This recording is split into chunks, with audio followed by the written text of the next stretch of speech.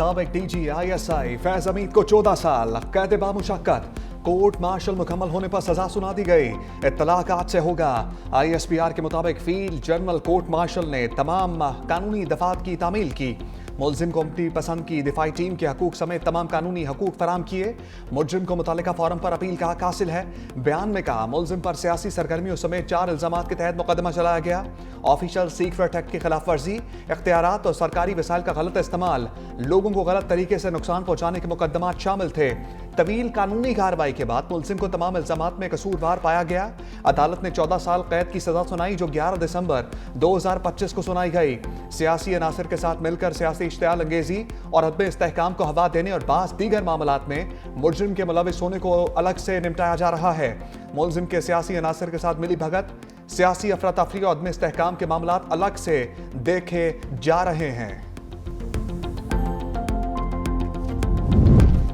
फैज हमीद के खिलाफ केस में कब क्या हुआ? 12 अगस्त 2024 में फील्ड जनरल कोर्ट मार्शल की कार्रवाई का आगाज हुआ। कार्रवाई सुप्रीम कोर्ट की हिदायत पर निजी हाउसिंग सोसाइटी के मामले पर शिकायत के बाद शुरू की गई। 29 नवंबर 2022 को फैज हमीद ने कबल अज वक्त रिटायरमेंट ले ली थी। सुप्रीम कोर्ट के अहकामात की रोशनी में फैज हमीद के खिलाफ तफसीली कोर्ट ऑफ इंक्वायरी हुई।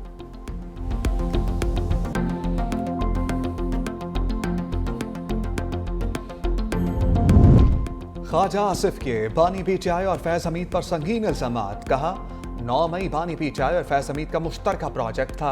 अब यह मनसूबा ज़मीं बोस हो चुका। बानी को फैज हमीद और बाजवा की आनत मुयस्सर थी। कौम बरसों फैज हमीद और जनरल बाजवा के बोए हुए बीजों की फसल काटेगी। नवाज शरीफ को सुप्रीम कोर्ट से नाअहल करवाकर वजारत उस्मा से हटाया गया। फैज हमीद को तसल्ली ना हुई तो नैब केस बनवाए गए। बेटी और भाई समेत पूरे खानदान को कैद करवाया। जनरल फैज साहब को 14 साल सज़ा आज मिला है। ये एक तारीखी फ़ैसला ज़रूर है। जहाँ तक मुझे अंदाज़ा है शायद मज़ीद तहकीकात और इन्वेस्टिगेशंस या ट्रायल्स होने हैं। जिस किस्म की गैर ज़िम्मेदाराना काम जनरल फैज साहब कर रहे थे, उम्मीद ये है इस फैसले से कि आगे जाके एक ऐसा पैगाम होगा कि इस किस्म के गलतियाँ मज़ीद ना किया जाए।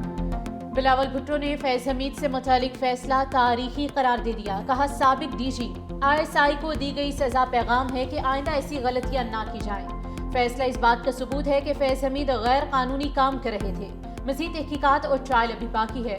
बानी PTI ताकत के नशे में धमकियां देते थे, वो आज मकफाते अमल से गुजर रहे हैं।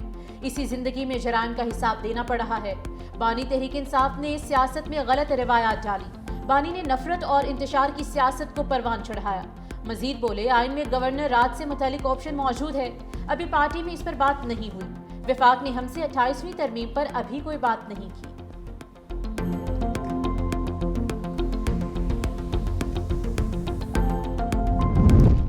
साबित हुआ फैज हमीद का सियासत में अमल दखल है। वज़ीर इत्तलात तातार की मीडिया से गुफ्तगू। कहा आज पाकिस्तान के लिए बहुत बड़ा दिन है। फैज हमीद PTI के सियासी मुशीर भी थे। उन्होंने अपने इख्तियारात का नाजायज़ इस्तेमाल किया। खुद को सियासत में मुलविस करने वालों को सजा हुई। आज लोगों के साथ जुल्म करने वालों को सजा हुई। फौज में खुद एहतसाबी का अमल मजबूत है। फौज में खुद एहतसाबी के अमल की मिसाल सब ने देख ली।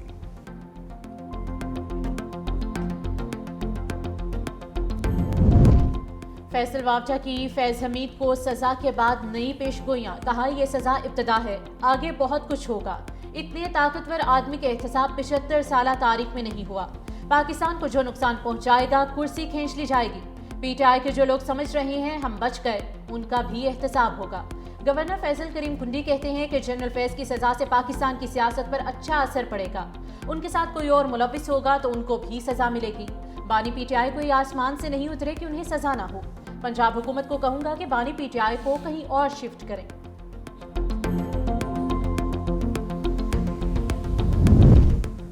फैज हमीद के वकील का फैसले के खिलाफ अपील का ऐलान। बैरिस्टर मियां अली अशफाक कहते हैं कि मेरे पास पहले से ही सजा को चैलेंज करने की हिदायत मौजूद हैं। फैसले की कॉपी अभी मौसूल नहीं हुई। कॉपी मिलने पर इसका तफसीली जायजा लेकर अपील दायर कर देंगे।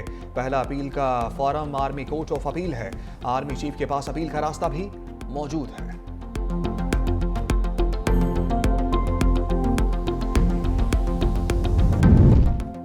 फैज हमीद का करियर तनाज़ात से भरपूर। पहली मरतबा नाम 2017 में मंजरेआम पर आया। कलअदम TLP का धरना खत्म कराने में किरदार अदा किया। 2019 में ISI सरबराह के तौर पर तैनाती सामने आई। 2021 में काबुल के सेरीना होटल में खबरों का मरकज बने।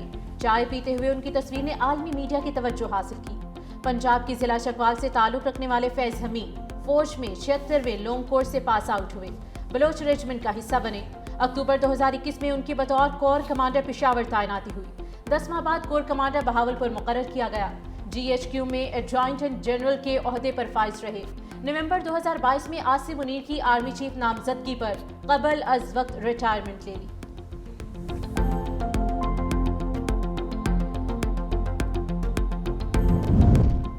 वज़ीर-ए-आज़म टैक्स अहदाफ के हसूल के लिए इन एक्शन।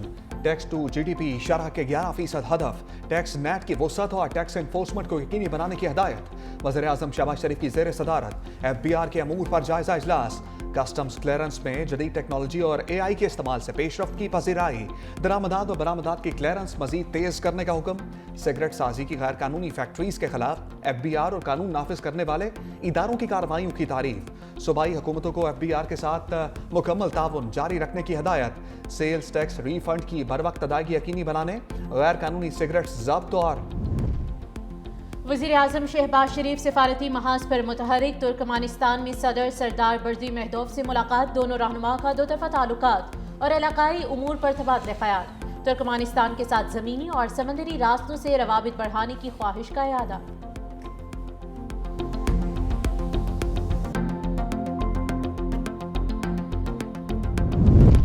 नॉर्वे के सफीर की अंदरूनी मामलात में मुदाखलत, पाकिस्तान का सख्त रद्द-ए-अमल।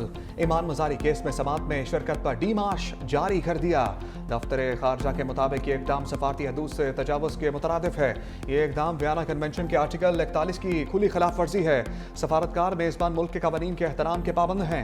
ये सफारती जिम्मेदारियों बैनुल-अक़वामी कवानीन की संगीन खिलाफ वर्जी तसव्वुर होती है। नॉर्वे की मुख्तलिफ NGOs इंसानी हकूक़ के नाम पर सरगर्म है। अंदरूनी मामलात में किसी भी किस्म की मुदाखलत बर्दाश्त नहीं करेंगे।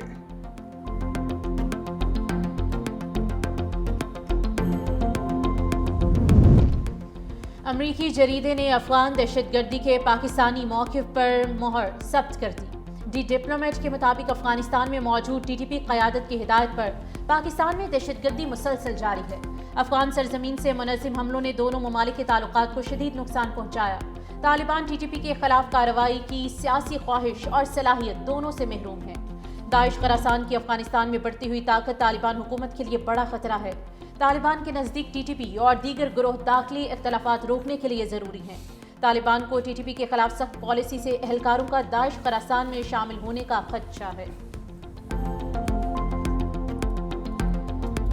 अफगानिस्तान से बढ़ती दहशतगर्दी, पाकिस्तान ने आलमी फोरम्स पर आवाज उठा दी। सलामती कौंसिल से खिताब में पाकिस्तानी मंदूब आसिम इफ्तिखार ने कहा, अफगानिस्तान से दहशतगर्दी पाकिस्तान के लिए संगीन खतरा है। अफगानिस्तान दहशतगर्द गिरोहों और प्रॉक्सीज के लिए महफूज पनाहगाह बन चुका। अक़वाम मुत्तहिदा की टीम ने भी तस्दीक की कि TTP अफगान सरजमीन पर मौजूद है। अक़वाम मुत्तहिदा अफगानिस्तान से गैर कानूनी तिजारत और हथियारों का फैलाव रोके। तालिबान कार्रवाई नहीं करते तो पाकिस्तान को अपने तहफ़्फ़ुज़ का हक हासिल है। जंग खत्म हो चुकी है, अफगान महाजरीन वतन वापस जाएं।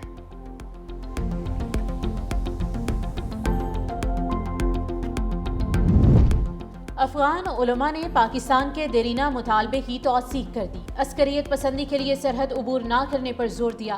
काबुल में होने वाले इस अहम इजलास में उलमा और मशाइख का कहना था कि अपने हुकूक, अक़दार और शरई निज़ाम का दिफा हर फर्द पर फ़र्ज है। इस्लामी अमारत से मुतालबा किया गया कि किसी को भी बैरून मुल्क अस्करी सरगर्मियों के लिए जाने की इजाज़त ना दी जाए। अगर कोई खिलाफ वर्जी करे तो कार्रवाई की जाए।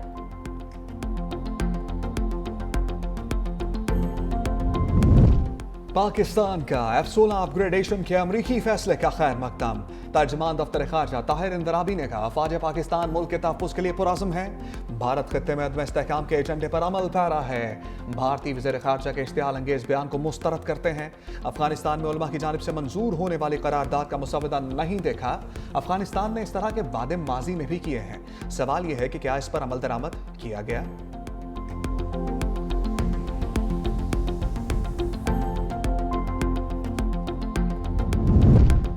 वज़ीर आला खैबर पख्तूनख्वा को एक बार फिर बानी PTI से मुलाकात की इजाज़त न मिल सकी। सुहेल आफरीदी के हमरा मुतादिद अरकान सूबाई असम्बली और पार्टी रहनुमा अडियाला पहुंचे। वज़ीर आला KP का पुलिस अफसरान से मुकालमा।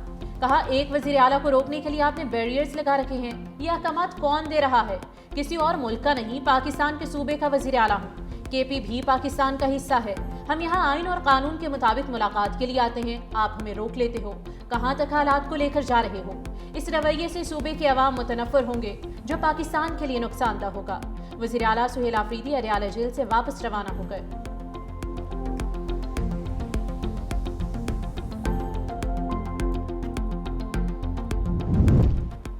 झूठों के राजा आदिल राजा लंदन की अदालत में फिर जलील ख्वार। ब्रिगेडियर रिटायर्ड राशिद नसीर के हक में फैसला जारी। 50,000 पाउंड हर्जाना और कानूनी अखराजात अदा करने का हुक्म। आदिल राजा को 2,60,000 पाउंड बतौर अबूरी जमानत अदा करने होंगे। हुक्म ना मानने पर तौहीन अदालत, जुर्माना और जेल होगी। फैसले के मुताबिक आदिल राजा के पंजाब इलेक्शन, मुबैना मुलाकातों और रजीम चेंज से मुतालिक तमाम बयान झूठे थे। आदिल राजा ने अपने सोशल मीडिया प्लेटफॉर्म्स पर माफी मांग ली। लिखा, राशिद नसीर के खिलाफ हद तक अमेज इल्जामात के दिफा के लिए मेरे पास कुछ भी नहीं।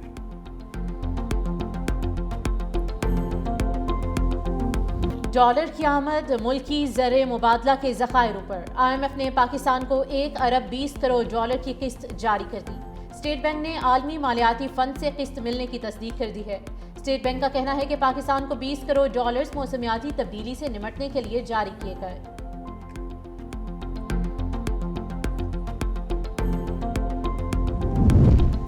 ओवर बिलिंग की मद में बिजली सार्फिन से 8 अरब से ज्यादा बटोरने का इंकशाफ। पार्लियामेंट की पब्लिक अकाउंट्स कमेटी में पावर डिवीजन से मुताल्लिक 2022-23 के ऑडिट एतराजात का जायजा। रिपोर्ट के मुताबिक 1000 से ज्यादा फीडर्स पर डिस्ट्रीब्यूटर्स कंपनीज ने ओवर बिलिंग की। ऑडिट हुकाम ने 8 अरब 72 करोड़ रुपए की माली बेज़ाब्तियों की निशानदही भी की।